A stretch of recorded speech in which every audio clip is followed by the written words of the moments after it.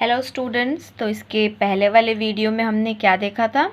B farm first semester का second subject pharmaceutical analysis. Okay students, तो इस video में हम डिस्कस करने वाले हैं फार्मास्यूटिक्स 1 का थ्योरी सब्जेक्ट। ओके, तो इस वीडियो में हम क्या बताने वाले हैं कि इस सब्जेक्ट से कौन कौन से टॉपिक्स बहुत ज़्यादा इम्पॉर्टेंट है और हमको क्या पढ़ना है, कौन से टॉपिक इम्पॉर्टेंट है, किससे ज़्यादा नंबर के क्वेश्चंस आते हैं। तो ये सब हम पूरी वीडियो में बताने वाले हैं, तो इसलिए इस वीडियो को पूरा लास्ट तक देखिएगा। और अगर हमारे चैनल पर नए हैं तो हमारे चैनल को सब्सक्राइब करिए, और अगर आप पहले सब्सक्राइब कर चुके हैं तो प्लीज़ हमारे चैनल को लाइक करिए, जिससे आपको और भी इंफॉर्मेटिव वीडियोज़ मिलती रहें। और अगर आपको पसंद है तो स्टूडेंट्स कमेंट भी करिएगा। सो अब हम स्टार्ट करते हैं हमारा subject, third subject pharmaceutics 1। Pharmaceutics मतलब फार्मेसी में जो अब हम फार्मेसी का ये एक one of the important subject पढ़ रहे हैं। इसका सब्जेक्ट कोड होता है 341153। ओके स्टूडेंट्स, तो इसी में हम लोग क्या पढ़ते हैं, फार्मेसी का जितना भी दवाइयाँ बनाया जाता है, सिरप बनाया जाता है, वो स्टार्टिंग कैसे होता है उसके बनाने का, वो सब हम किस में पढ़ते हैं, इस सब्जेक्ट में। तो सबसे पहले हम आते हैं स्टूडेंट्स इसके यूनिट 1 में। इसके यूनिट 1 में हम क्या देखते हैं, historical background and development of the profession of pharmacy.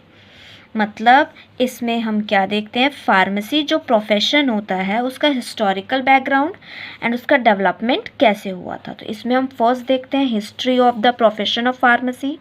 Pharmacy profession का हिस्ट्री इंडिया में and in relation to pharmacy education. Pharmacy education का हिस्ट्री देखेंगे।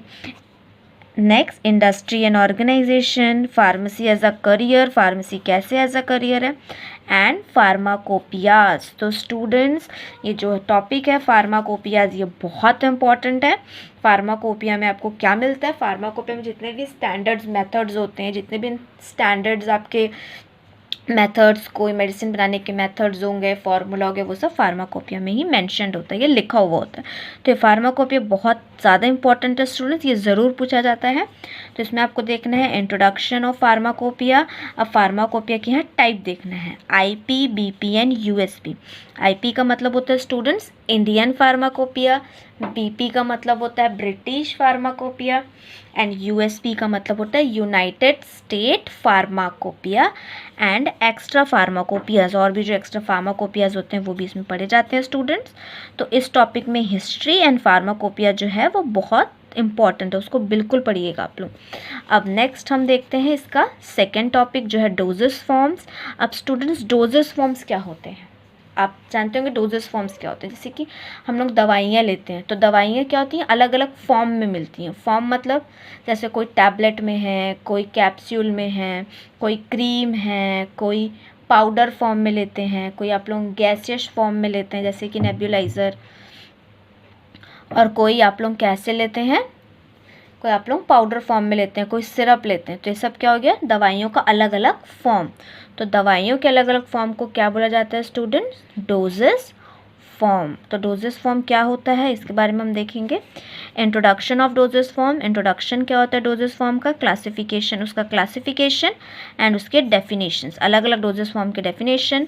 नेक्स्ट होता है स्टूडेंट इसमें प्रिस्क्रिप्शन। प्रिस्क्रिप्शन मतलब जब आप डॉक्टर के पास जाते हैं तो डॉक्टर आपको जो पर्ची बना के देता है, उसमें डॉक्टर आपकी डिजीज़ लिखता है, डिजीज़ मतलब बीमारी लिखता है एंड उससे रिलेटेड दवाइयाँ देता है, उस पर्ची को क्या बोला जाता है, प्रिस्क्रिप्शन।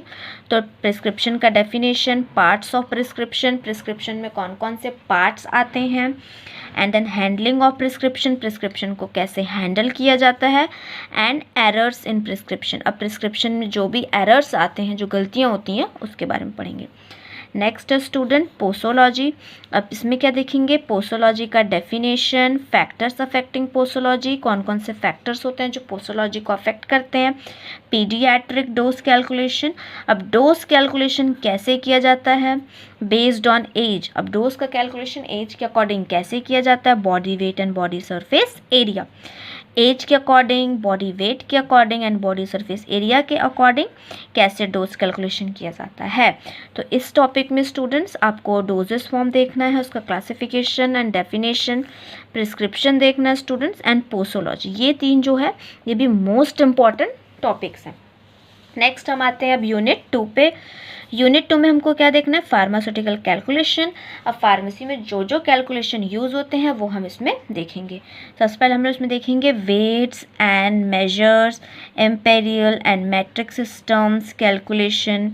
ओके, वेट से, मेजर्स से, और मैट्रिक सिस्टम कैलकुलेशन क्या होता है, इन्वॉल्विंग परसेंटेज सॉल्यूशन, मतलब सॉल्यूशन का परसेंट निकालना है, alligation, proof spirit and isotonic solution. Proof spirit क्या होता है, आइसोटोनिक सॉल्यूशन क्या होता है, based on freezing point and molecular weight. Freezing point मतलब ऐसा पॉइंट जिस पे वो फ्रीज हो जाए, एंड देन उसके मॉलिक्यूलर वेट के according, freezing point, molecular weight, okay, इन सब के अकॉर्डिंग जो कैलकुलेशन होता है उसको इसमें पढ़ेंगे।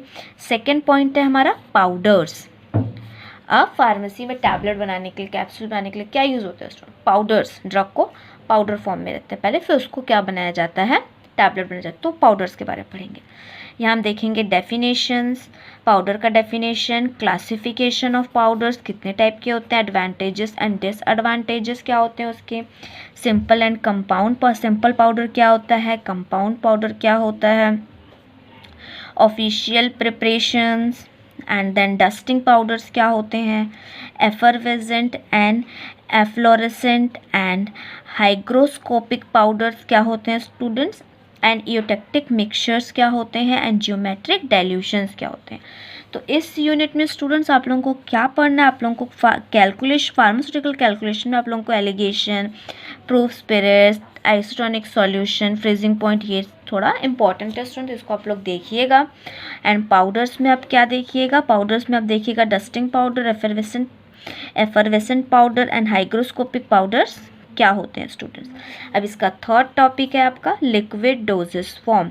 Liquid dosage form, liquid dosage form क्या होता है, उसका एडवांटेजेस, डिसएडवांटेजेस, एक्सिपिएंट क्या होता है, एक्सिपिएंट क्या होता है, उसका कैसे यूज़ होता है, and formulation of liquid dosage form. Excipient क्या होता है, एक्सिपिएंट का मतलब वो होता है जो सिर्फ डोजेस फॉर्म में उसका वेट को बढ़ाने के लिए दिया जाता है, जो वेट को बढ़ाने के उसमें मिलाया जाता है।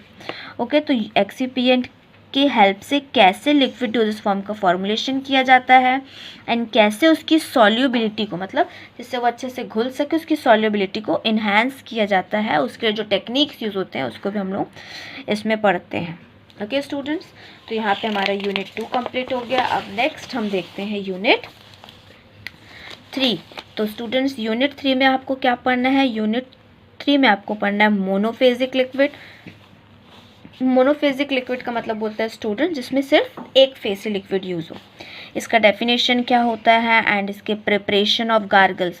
मोनोफेजिक लिक्विड में गार्गल्स आते हैं, माउथ वॉश आता है, तो ये सब का प्रिपरेशन कैसे किया जाता है, जैसे गार्गल्स का प्रिपरेशन, माउथ वॉश का preparation, throat pain, ear drops, nasal drops, syrups, elixir, liniments and lotion, ये सब क्या होते हैं स्टूडेंट्स, ये सब मोनोफेजिक लिक्विड्स होते हैं। ओके, तो मोनोफेजिक लिक्विड में भी स्टूडेंट्स का डेफिनेशन ऑफ प्रिपरेशन इंपॉर्टेंट होता है, इसको भी आप लोग अच्छे से पढ़िएगा। नेक्स्ट है बाईफेजिक लिक्विड। क्या होता है बाईफेजिक लिक्विड, मतलब जिसमें 2 टाइप के लिक्विड को एक साथ मिलाकर मेडिसिन बनाया जाता है, तो उसमें सस्पेंशन। तो इस यूनिट का student suspension and emulsion most important है, इसको ज़रूर पढ़िएगा।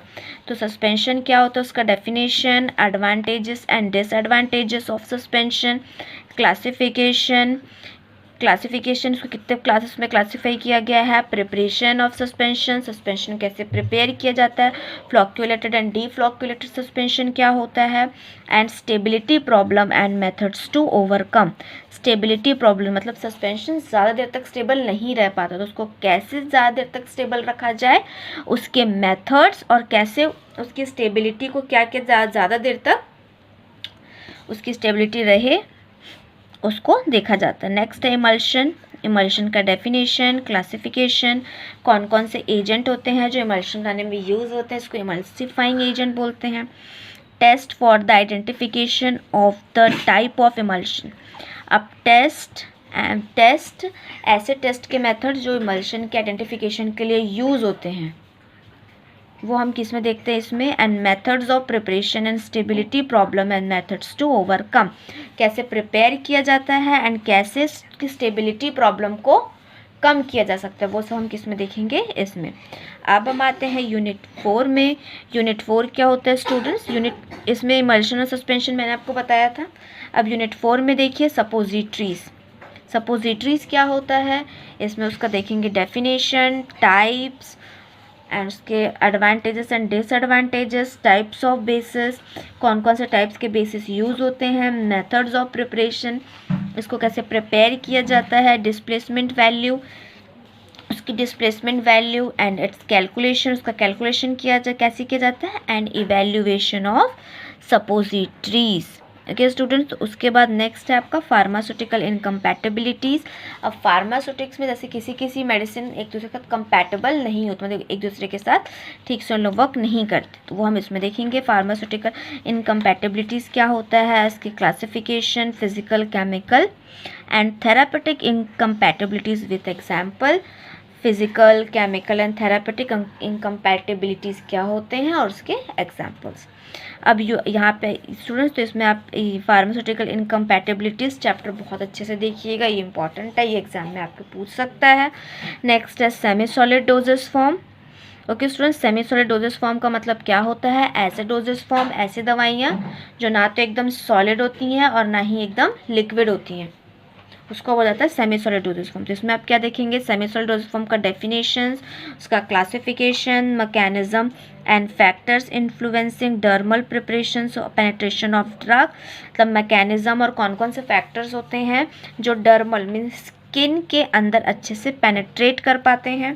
इन preparations of ointment, paste, creams and gels, ये सारे जो होते हैं स्टूडेंट्स, ये आपके सेमी सॉलिड डोजेस फॉर्म में आते हैं। इनका प्रिपरेशन देखेंगे एंड इनके excipient used in semi solid doses form, कौन कौन से एक्सिपिएंट्स यूज होते हैं, and evaluation of semi solid doses forms. तो इसमें स्टूडेंट्स आप लोगों को इस यूनिट में आप लोगों को प्रिपरेशन, ऑइंटमेंट का प्रिपरेशन, जेल्स का प्रिपरेशन एंड एक्सिपिएंट जो यूज़ हो रहा है उनकी इवैल्यूएशन, ये स्टूडेंट्स बहुत ज़्यादा इंपॉर्टेंट है, तो इसको आप लोग अच्छे से कर लीजिएगा। अब यहाँ पे हमारा कंप्लीट हो गया क्या स्टूडेंट्स, ये सब्जेक्ट सेकंड। अब इसके बाद के सब्जेक्ट का अगर आप लोगों को पूरा डिटेल में वीडियो चाहिए तो उसके लिए आई बटन पे क्लिक करिए, वहाँ पे आपको इनऑर्गेनिक केमिस्ट्री की सारा डिटेल आपको उस वीडियो में मिल जाएगा। अगर वीडियो अच्छी लगी हो तो लाइक करें एंड कमेंट करें। Thank you.